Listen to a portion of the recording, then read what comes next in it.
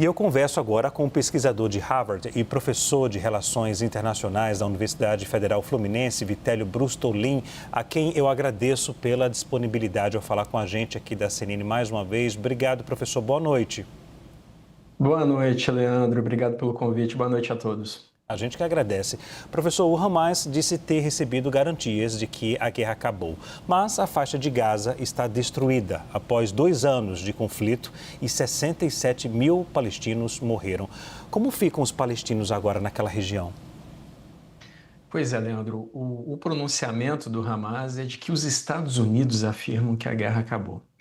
Mas, na verdade, daqueles 20 pontos apresentados pelo Trump para a paz no final de setembro, nós estamos agora no ponto 6. O ponto 6 é o ponto em que o Hamas entrega suas armas em troca de uma anistia, que inclusive viola o direito internacional, porque violações de direitos humanos, né, como assassinato de civis ou fazer reféns, não pode ser anistiado, mas isso está no plano do Trump. Por enquanto, não há grandes reclamações internacionais quanto a isso, porque o foco agora é na libertação dos reféns e dos prisioneiros. Mas isso tem tudo a ver com a sua pergunta, porque se o Hamas não entregar as armas, o Hamas continua sendo um braço poderoso dentro de Gaza, a despeito do fato de que concorde deixar o poder para um grupo de tecnocratas supervisionados por uma força internacional. Então, isso também contradiz o discurso do Netanyahu, que sempre foi o de que o Hamas precisaria ser eliminado e que outro 7 de outubro não poderia acontecer, então não pode haver armas, não pode haver um grupo armado em Gaza que ameace Israel no futuro.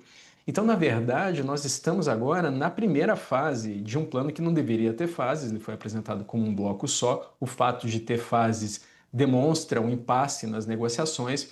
E essa votação no governo Netanyahu, que vocês falavam há pouco, é um sintoma de como o gabinete do Netanyahu vai reagir a esse acordo, porque o Netanyahu só tem uma cadeira de vantagem no parlamento, tem 61 cadeiras das 120, e o Ben-Gvir e o Smotrich, 2 dos seus ministros, ameaçam deixar o governo e derrubar o governo caso esse acordo avance. Então, a primeira fase deve acontecer, é esperado que haja libertação de reféns e prisioneiros, mas as próximas fases serão de difícil implementação, Leandro.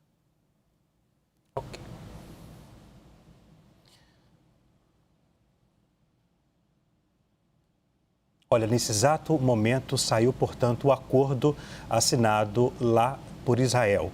A informação que chega, portanto, para a gente é que Israel votou, desde cedo eles estavam votando, junto com a nossa correspondente falou agora, 25 membros votando em relação ao acordo apresentado pelo governo norte-americano e esse acordo, portanto, foi aprovado neste momento.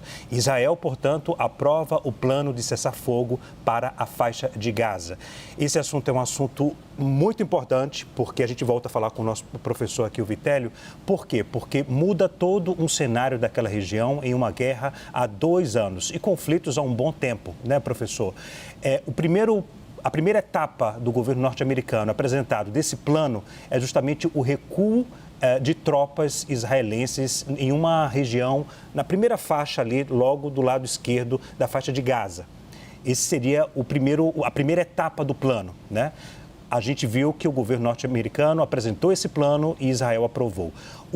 A segunda etapa já seria a entrada de algumas tropas de outros países naquela região, mas a retirada total naquele momento de uma outra região, uma região um pouco mais ampla na faixa de Gaza. Professor, como é que o senhor analisa agora? Israel agora aprovou o plano apresentado pelo governo norte-americano e agora passa a contar um tempo justamente para cumprir esse acordo. Eu vi agora por colegas da CNN Internacional que apuraram que autoridades do governo norte-americano, do primeiro escalão do governo, falam que o acordo ainda é frágil. E o senhor citou agora há pouco na possibilidade de o Hamas permanecer com munições, com armas. Ou seja, essa desconfiança entre o Hamas e Israel pode fragilizar esse acordo que acabou de ser aprovado por Israel? Pois é, Leandro, o Breaking News é exatamente na linha em que nós estávamos indo, né? É uma aprovação, é óbvio que o governo Netanyahu quer a libertação dos reféns, houve outras 2 negociações dessas, 2 cessar-fogo um em novembro de 2023, outro em janeiro de 2025, agora na véspera da posse do Trump.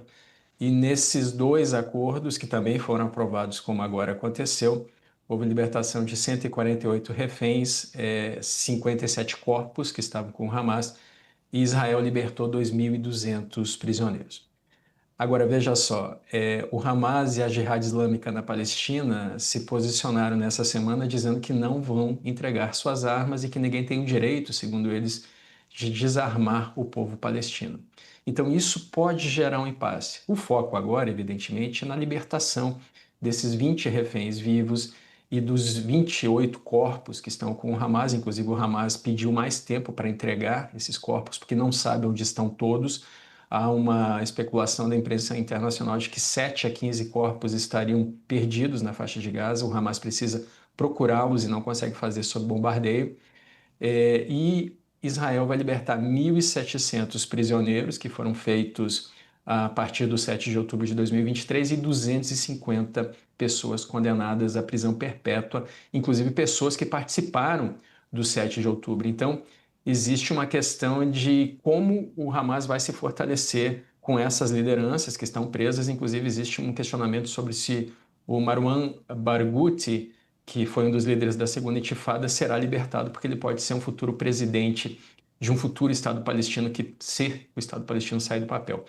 Então, Leandro, a primeira fase avança conforme esperado. As próximas fases ainda podem gerar impasses, como sempre aconteceu em todos os dois cessar-fogos que foram feitos entre Israel e o Hamas e com cessar-fogos que foram feitos entre Israel, Hezbollah e outros grupos nos últimos anos, Leandro.